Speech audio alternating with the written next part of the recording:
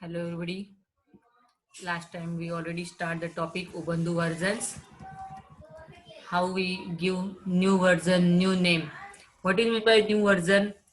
Suppose any changes suggested by anyone, company update it in April and October, twice cycle in a year. We also see the key strength of the Ubuntu. Usability, good device supports, support of large user, multiple user support, and developer community. It has been adopted by many manufacturers.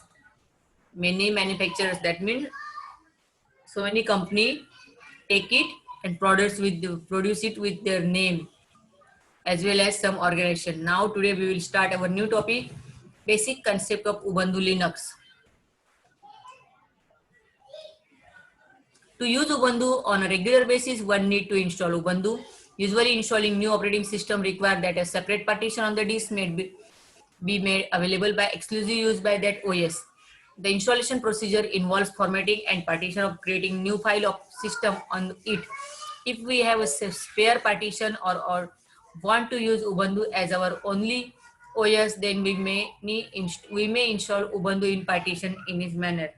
That means if we want to use Windows as well as Linux, then we need to prepare a partition for the Linux.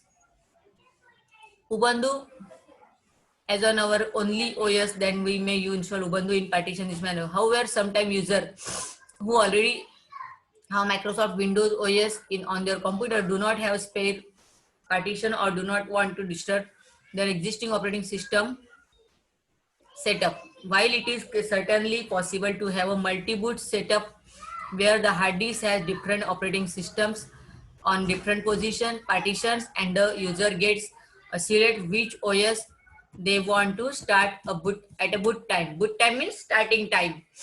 Which operating system we want to use, Windows or Ubuntu Linux. If we install more than one operating system, then only. If we have a single operating system, it started by default. Having such a set of requirements, some technical skills. Ubuntu makes it very easy to install Linux on Windows machine by providing a special installer called WUBI, Windows-based Ubuntu installer. This is one small utility. WUBI does not require separate partition for Ubuntu and install Ubuntu right inside the Windows partition by reserving a certain amount of disk space for it. Hence, one may install and uninstall Ubuntu with minimum changes to one's Windows installation. Sorry.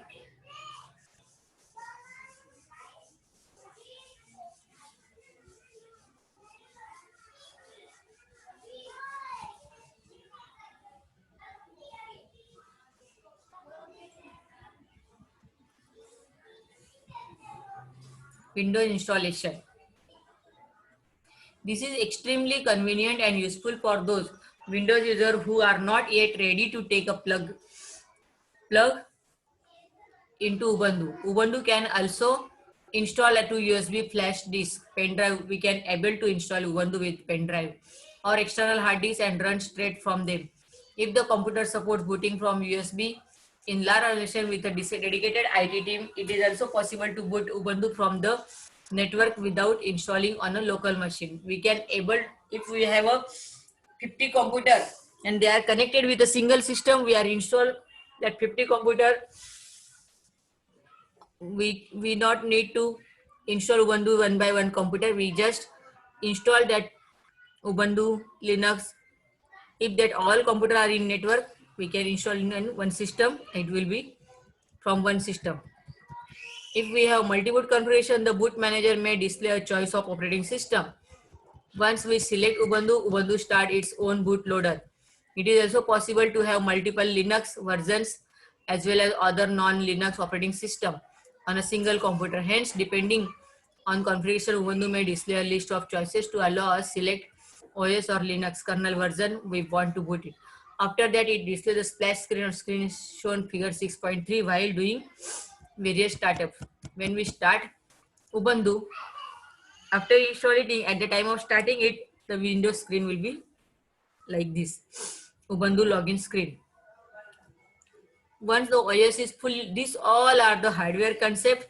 It may be difficult to understand you, but you must be read it 2 to 3 times.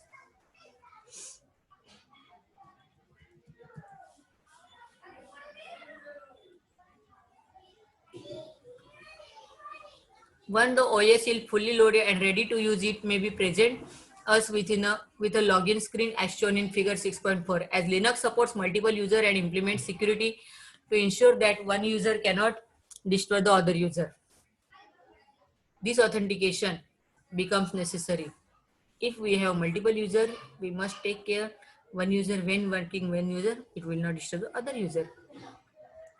You will be accepted a particular user only if you provide the correct password for the username selected by you. If you are the only user of the system, you may set up automatic login.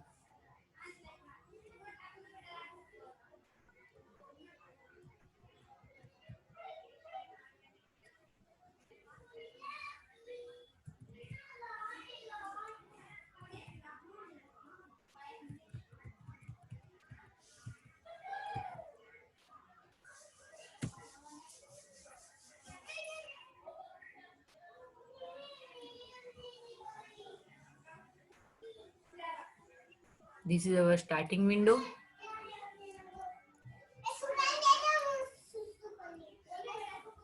When OS is fully loaded, we are able to see this screen.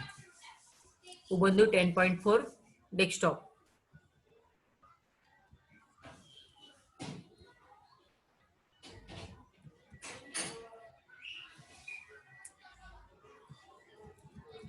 You may also select here your language and the desktop shell you want to use become Linux support multiple language and desktop. Linux support multiple language and desktop. You are physically challenged in some way. You may select assistive technology like high contrast screen for those with limited version screen reader. A software that speak aloud text on the screen. When you can type anything, it will be the speak. See, this is the Ubuntu screen. Please note that the screen shown in 6.5 figures pertain to the Ubuntu 10.4 LTS. This is the version of 10.4 LTS.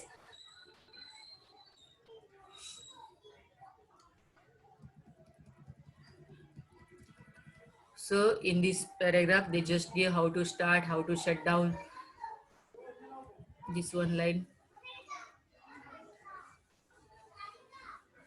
When we write a data on this operating system, actually write a data on main memory. At the convenient later stage, the data is written on the disk. This is known as caching or buffering that is done to improve performance. Underline these 3 lines. When we write a data to disk, operating system actually write a data into main memory. At a convenient later stage, the data is written on the disk. It's not directly written on the disk. Before it write into the memory. This is known as caching or buffering to is done to improve performance. When we shut down the operating system properly, all running programs are terminated and unsaved data still in memory are returned back to the disk before turning off computer. That latter process is known as flushing. But if we abruptly switch off the computer, such data may be lost. So this is the one better advantages of the Ubuntu Linux. When we shut down it properly, our unsaved data may be also stored. But if we can not shut down properly, all our data, unsaved data will be lost.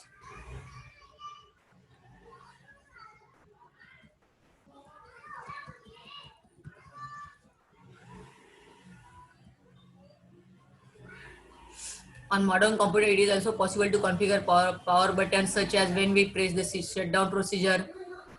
There are 3 modes you know very well. The computer turns off power when the procedure finishes. It is also possible for the computer in sleep mode or hypernet mode. These modes preserve the currently running application. It's not we not need to shut down directly. We just sleep mode or hypernet mode.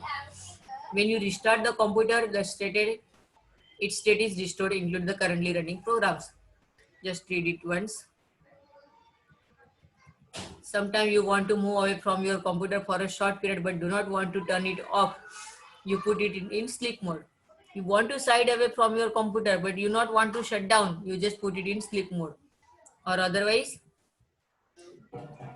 you can lock your system. The option is also available with the key shutdown option. You may also use the shortcut key Alt Control L to lock your computer quickly.